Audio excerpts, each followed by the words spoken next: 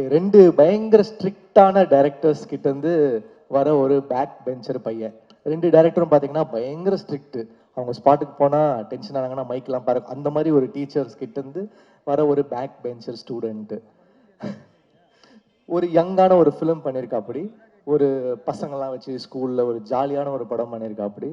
And எப்படி சொல்றது, எனக்கு வந்து பயங்கர சீனியர்ஸோட ஒர்க் பண்ணிட்டு ஒரு ஒரு சின்ன பசங்களோட ஒர்க் பண்றது எனக்கு ரொம்ப ரொம்ப நல்லா இருந்துச்சு.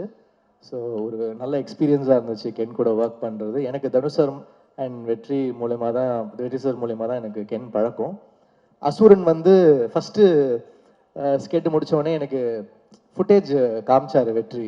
அப்போ வந்து கென்னோட போர்ஷன் பார்த்துட்டு நான் சொன்னேன், இல்லை கொஞ்சம் வெயிட் கம்மி பண்ணணும் இவர், க்ளோஸ்அப்ஸ்லாம் திருப்பி எடுங்க வெற்றி அப்படின்ன உடனே கென்னை வந்து ஓட ஆரம்பிச்சிட்டாங்க. த்ரெட்மில்ல ஓட இங்கே ஓட. ஸோ க்ளோஸ்அப்ஸ்லாம் திருப்பி பஞ்ச் பண்ணாங்க. ஸோ அந்த மாதிரி நிறைய வந்து கென்னை நான் அப்போ டார்ச்சர் பண்ணேன். அதுக்கு திருப்பி அவர் எங்கள் டைரக்டர் கிட்ட வந்து என்ன செஞ்சார், தனுஷ் சார் கிட்ட வந்து சாங் வந்து நாங்கள் பண்ணிடுவோம், நிலவு கென்னடியில் வந்து கோல்டன் ஸ்பேரோ எல்லாம் பண்ணிட்டா போட்டு காமிப்பாரு, பயங்கர ஜாலியாக வாங்கிட்டு போவார். அப்புறம் ஃபோன் அடிப்பார், மச்சான் இந்த கென்னு வந்து பிடிக்கலன்றான்டா, சாங்கு ஒர்க் ஆகலைங்கிறான்டா அப்படின்னு. ஏய் நல்லா இருக்குப்பா, இந்த பாட்டு பெரிய ஹிட் ஆகும் அப்படின்னோடனே இவன் ரொம்ப பிரச்சனை பண்ணுறான் கென்னு அப்படின்னு சொல்லிட்டு ஒரு நாள் தேடிட்டே இருந்தேன். இவனை எங்கே வந்து பிடிக்கலான்னா ஒரு ஏர்போர்ட்டில் மாட்டினான் என்கிட்ட.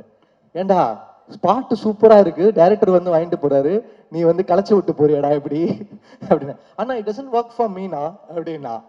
டேய் 200 மில்லியன் போயிடுச்சுரா, பாட்டு பெரிய ஹிட் ஆயிடுச்சுரா, சார் எழுதியிருக்காங்க நம்ம வந்து பாட்டு பெரிய ஹிட் ஆயிடுச்சுரா. யானா but it still doesn't work for me அப்படின்னுவா.